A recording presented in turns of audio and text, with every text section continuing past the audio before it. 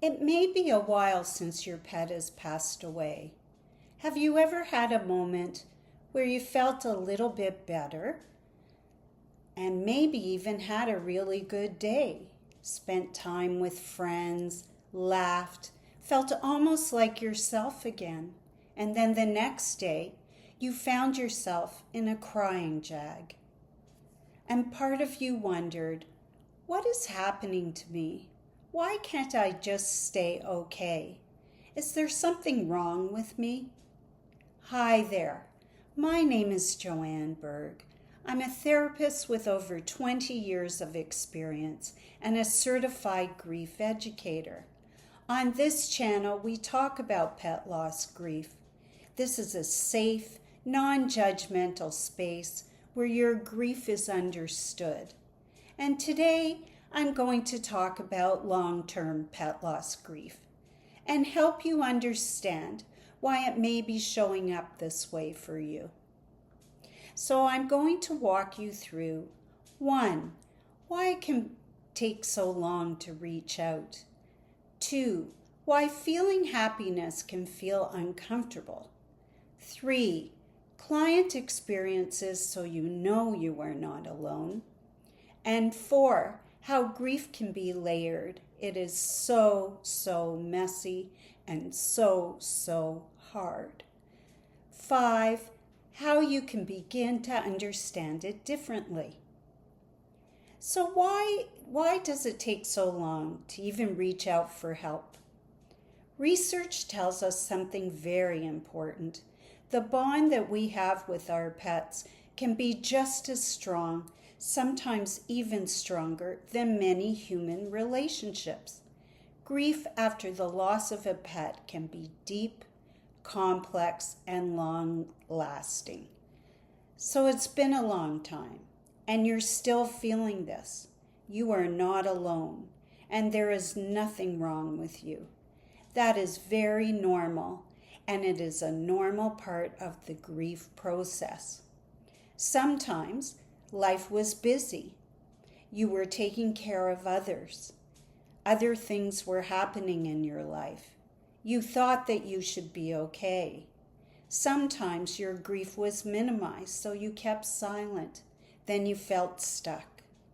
And sometimes the feelings just don't surface until later. And this may be the first time you've had space to feel it. So why does feeling happiness feel so uncomfortable sometimes?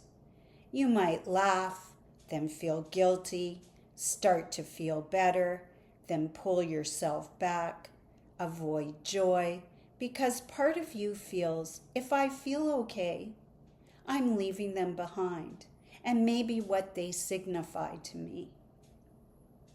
So these are examples I'm going to talk about from clients who wanted to share. So you can see that you are not alone in your feelings. Now these may or may not apply to you, maybe in small parts, maybe in large parts. So let's see, and that's okay. Grief is very personal.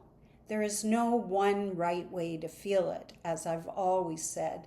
And if your experience feels confusing, I will work with you to help sort that out. So let's take someone who I am calling Lisa for the purposes of this video. And she said, I had a really good day. Then the next day I could not stop crying. We explored the fear underneath the guilt. She feared losing the bond. We created a ritual to stay connected, and it was as simple as putting her dog's picture on her phone. She learned that she could feel peace and still love her dog at the same time. Now, this is another example from a client. If I stop feeling sad, I'll lose my connection. We had to separate pain from connection. She's learned that love does not depend on suffering. And sometimes we need to go a little bit deeper. I worked with someone who lost a rabbit. Yes, a rabbit. Others minimized the loss, and some even laughed. When they laughed, I felt even more alone. It took him many years to seek help. He felt ashamed, but his rabbit was a companion and a source of comfort. It became clear this wasn't just about the rabbit. His rabbit helped him feel less alone. So when the relationship was gone, what if I feel this alone again? So, how is grief so layered? It can be so complicated. It's not linear, it's not predictable, and it is layered. Sometimes pet loss connects to earlier losses, loneliness, unresolved emotional pain, and sometimes how we experience loss of any kind may be a reflection of what we saw growing up, and we are mirroring our experiences from when we were younger.